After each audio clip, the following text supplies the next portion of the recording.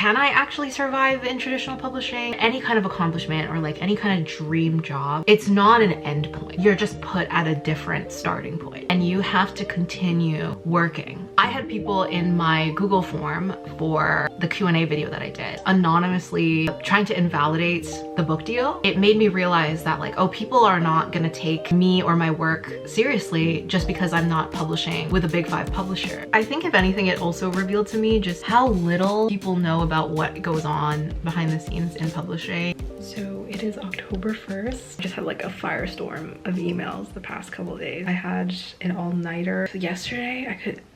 I don't know. My sleep schedule's been crazy. I've been getting things prepared for my US trip. I had some like gifts that I had to get people and so many logistical things to think about. I'm finishing up a written interview today, so I'm gonna send that off today. I've also been kind of dealing with a lot of like distribution questions this past month, so I was like a little bit concerned about certain things about the book being affected by tariffs, specifically in the Canadian market. Conversations with booksellers here in the GTA, figure out like if there's an issue with getting the book stocked. Yeah, and I know actually a lot of people in the US have gotten their pre-orders like 2 weeks early, which I know sometimes in publishing that's like normal, but 2 weeks was like super early. I was like, whoa. I'm gonna see how these next few weeks shake out. I did get quite a few emails from my publicist this morning. All of the best of October lists are getting posted now with like various media outlets. I was really happy to see that Amazon Books editor's pick, which apparently was the most surprising one. And all these lists are very sparse, so getting selected for these lists was really cool.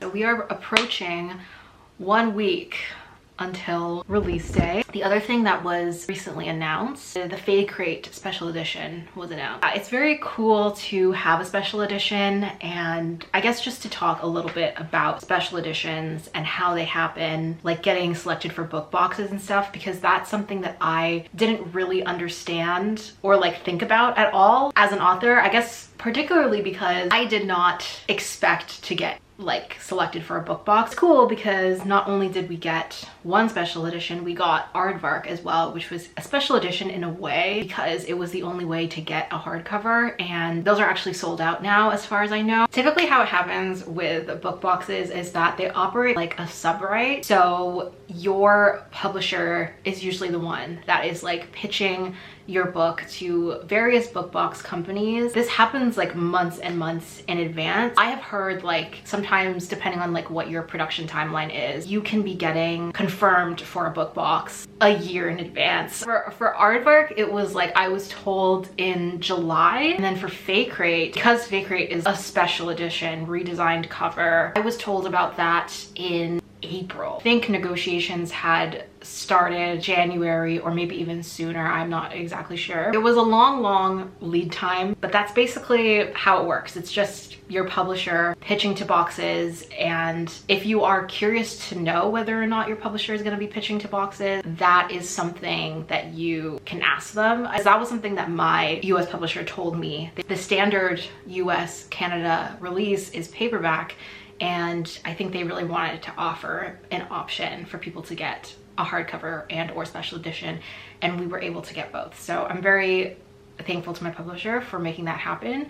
The Fae Crate edition is so special, not just because I wasn't expecting it, but also because my art directors were both Filipino. The artists who worked on the edition were also Filipino. I didn't like consult on it in the way that I did for like my US cover, where I provided a brief and I, you know, whatever. Like it was more just like I was shown initial concepts and I was just like asked to approve at every stage, and I did give back feedback. It's still really collaborative, and it was so cool, and it really meant a lot to be able to bring in Filipino talent to work on this book. And the edition also getting announced during Filipino American History Month is just very cool. I'm so happy with the way this edition turned out. There is an all-new redesigned dust jacket, and it has the characters on it.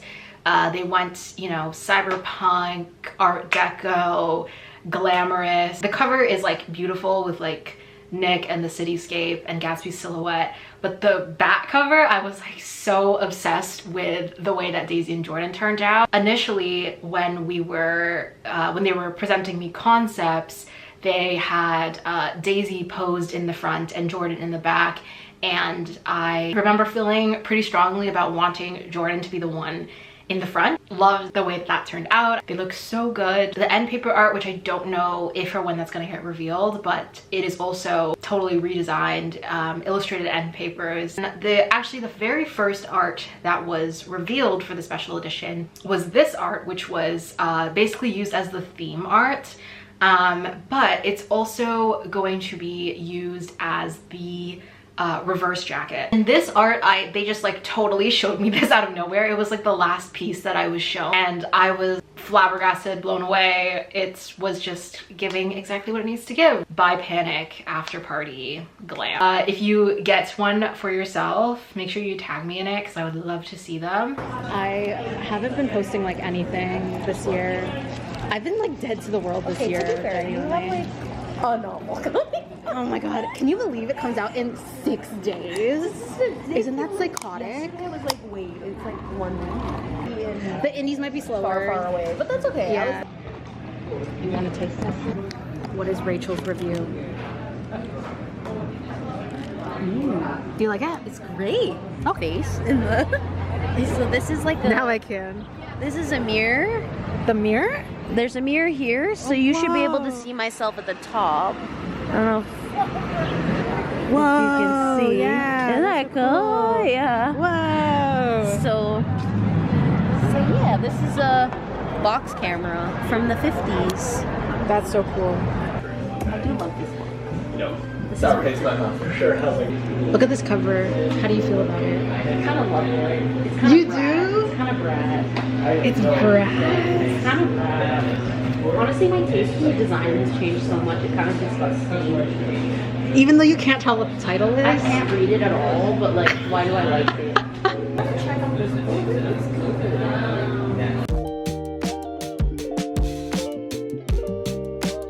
Please excuse the state of this background. I spent all of yesterday last minute packing for New York. I do want to get some writing today. I didn't get any writing yesterday.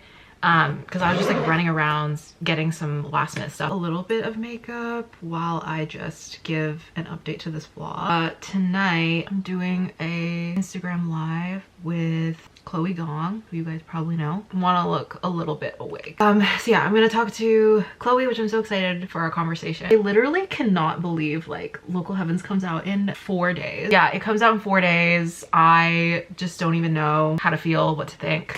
It does feel really surreal, but I also think like I haven't really like had the time to process it entirely. I don't really feel nervous about like my events and stuff. Like I like talking to people, I like talking about this book. Like I don't really feel nervous for those kinds of things, but I do think a part of me feels nervous about making sure I'm doing the most. Whatever tiny things are in my control, I am actually doing, whether that's like talking about the book and just pushing pre-orders as much as possible. I know post-release I'm just going to have this huge, I don't know how to describe it, like this like anti-climax that comes with after your book comes out. Burst of energy that you get leading up to a book release and then launching the book, and then obviously when that's over it's just like you return to just regular life again. I don't know how I'm gonna feel after that. Pressured to work on my next project, like pressured to sell the next project. I think one thing that is different about my experience is that unlike a lot of my author friends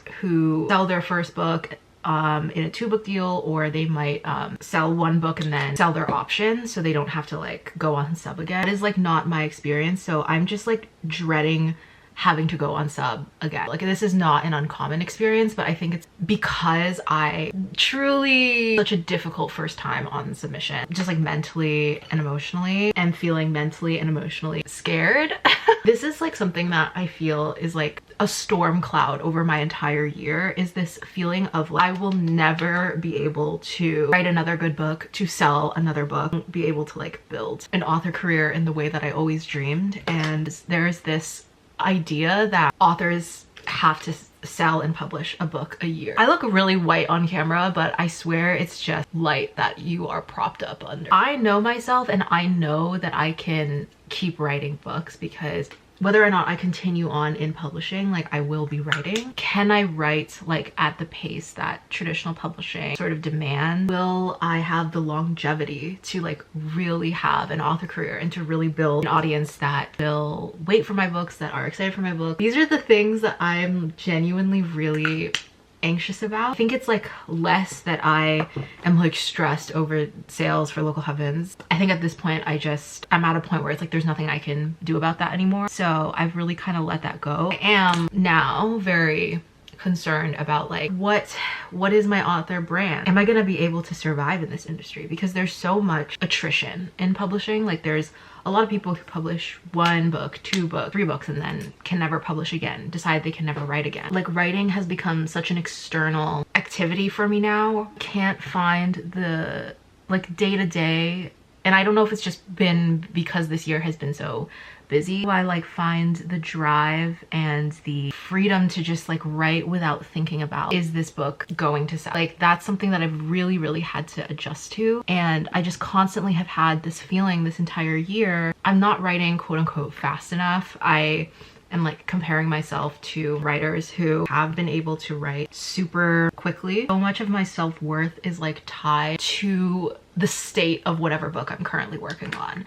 And because the current book that I'm working on is, I mean, it's almost done, but it's in such a messy state. This whole year has just basically, it's just been me trying to work through all of this resentment and all of this fear. That entire year is like lightning in a bottle. I will never get lucky ever again. Oh my God, I remember I saw this tweet a while ago about like, or maybe it was like it was on Twitter, but it was a screenshot of a TikTok. Someone that said like, I don't celebrate my accomplishments because in my mind all accomplishments are just like things that I have to get done. Obviously like the pride comes and goes. Like I am proud of myself, but being proud of myself lives alongside this debilitating fear that I will never be able to do this again. I know myself as a writer and I sort of know what I'm passionate about. I think the thing that I have less faith in is building up really thick skin and to learn how to write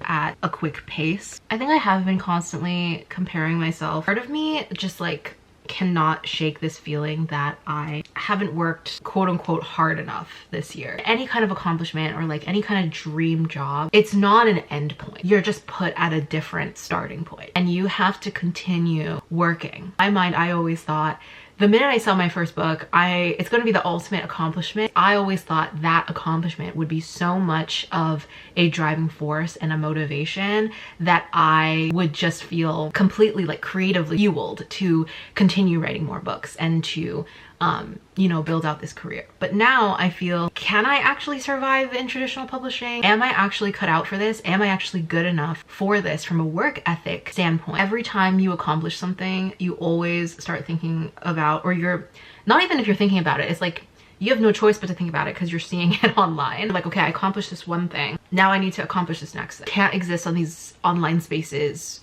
without comparing yourself. With all that said, like I am proud of Local Heavens, I'm proud of this year, and know that nothing can really take away from that. I have told myself that I will never regret everything that I put into this book, everything that I did to try to get it as far as I could, because I didn't have the same kind of debut year as a lot of other people that I compare myself to. I knew that I had to work really hard to market my book, because coming from an indie publisher, coming from a new publisher, on top of everything that they are doing for me, in order for me to be taken seriously, in order for this book to be taken seriously, in order for it to reach more readers, I'm gonna have to put in some work. I guess I never talked about it on my YouTube channel. I've talked about it in other places, I think. Because I announced that I was going to be working with a new independent publisher outside of the big five, I had people in my Google form for the Q&A video that I did anonymously trying to invalidate the book deal. It made me realize that like, oh, people are not gonna take me or my work seriously just because I'm not publishing with a big five publisher. And that was like a moment of realization for me that I think I really